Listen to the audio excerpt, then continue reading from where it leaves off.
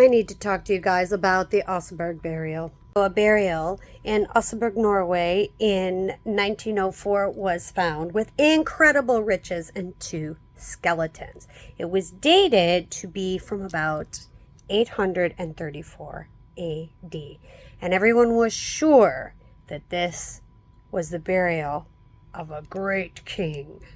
However, when they got into the burial, they realized that the skeletons they found, there were two, were female. So when they excavated the two skeletons, they found that they were very small, very robust and well-fed though, and all their teeth were intact, which is a sign of wealth and prestige. So it's believed that it was the burial of Queen Asa, Harold Fairhair's, Harold Harfagri's grandmother. Very, very interesting. As a matter of fact, I think Oseberg is a kind of a morphed or derivative of Asa's mountain, her mountain, Oseberg. So, or Asa's berg, basically. Very, very interesting. So, here's kind of the crazy part, the awesome part. The other skeleton for years was thought to possibly be a servant who was sacrificed with Osa, and that is a common thing. Back in the day, you took your servants with you, so you had them in the afterlife. But as we got better with studying skeletal remains and burial remains, we realized that this person was not sacrificed.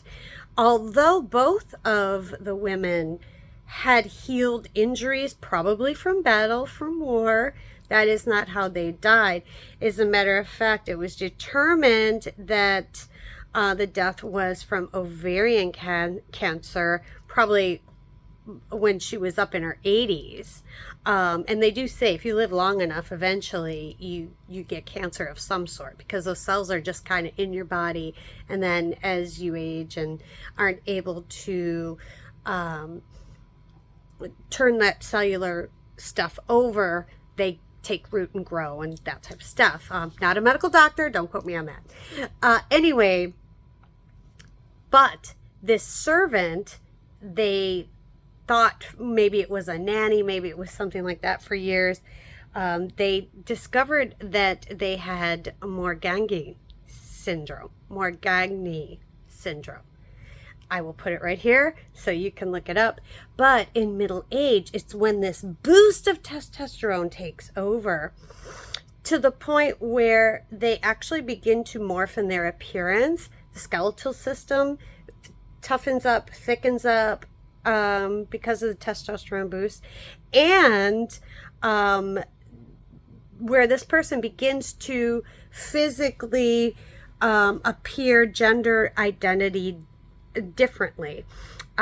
She began to grow facial hair, probably most likely had a beard, they believe, and it appears that this person, in this transformation of their gender change, or the way that they were appearing to everybody else, was probably a magical thing. They were probably like, oh my God, this is incredible.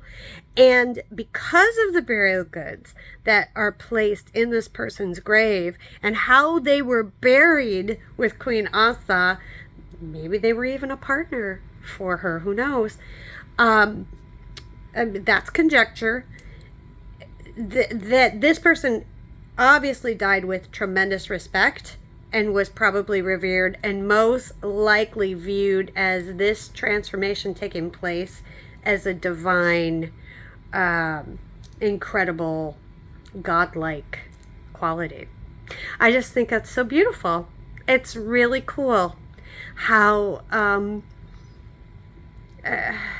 just how we can reassess and re-look at things in a different way than what has always been the standard through the cultural lens at the time view. And we know that indigenous cultures, ancient cultures, were not completely subjected to binary norms. And in a lot of ways, people were just accepted for who they are. They didn't even have to transgender. Like, they didn't, oh, you're trapped in a binary system. Now, well, you can change, but you still got to pick from these two. Like, just be who you are. Like, be you, whatever that is. Whatever it is. Who the hell cares? You got one end of the spectrum here, you got one end of the spectrum there, and everything in between.